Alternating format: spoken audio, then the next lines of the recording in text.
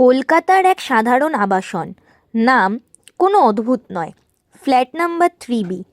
এই ফ্ল্যাট নিয়ে কারো বিশেষ আগ্রহ নেই, কারণ যারা এখানে থাকে তারা বেশি দিন থাকে না।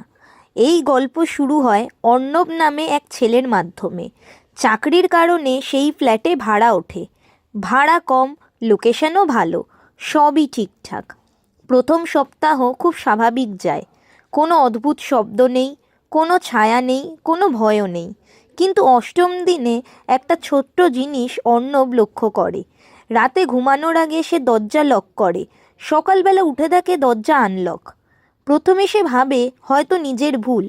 পরের দিন আবার একই ঘটনা ঘটে, তৃতীয় দিনেও একই ঘটনা। এবার সে নিশ্চিত হয় কিছু একটা ঠিক নেই।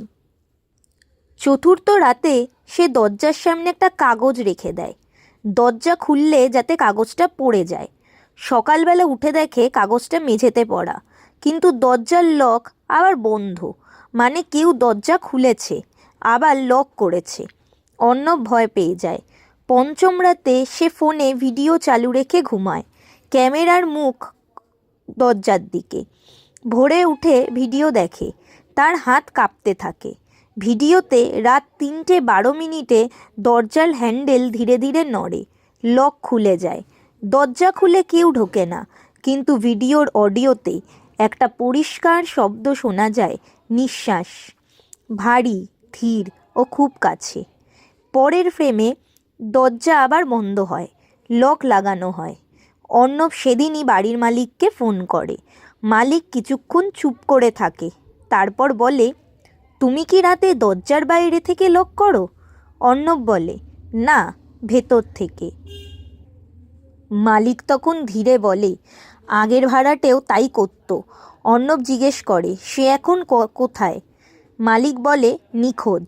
এই ফ্ল্যাটে মোট 3জন ভাড়াটে গত 5 বছরে নিখোঁজ হয়েছে। পুলিশ কেস ফাইল বন্ধ করে দিয়েছে, কারণ কোনো জোর করে ঢোকার চিহ্ন নেই, কোনো চুরি হয়নি, কোনো রক্তও নেই। শুধু একটাই মিল, 3জনই বলেছিল রাতে কেউ দরজা খোলে আবার লক করে। শেষ রাতে অর্ণব সিদ্ধান্ত নেয় সে ঘুমোবে না। রাত 2:58, 3:02। সে দরজার দিকে তাকিয়ে বসে থাকে। হঠাৎ ক্লিক, লক খুলছে। দরজার ওপারে কেউ নেই, কিন্তু ঘরের ভিতরে বাতাস ঠান্ডা হয়ে যায়।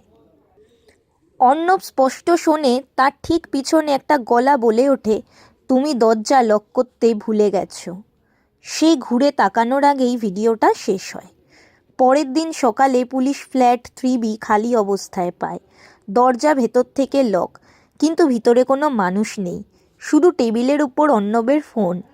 ফোনের শেষ ভিডিওতে একটা জিনিস পরিষ্কার, ক্যামেরার ফ্রেমে অর্ণব একা নয়, তার ঠিক পিছনে আরও একজন দাঁড়িয়ে আছে।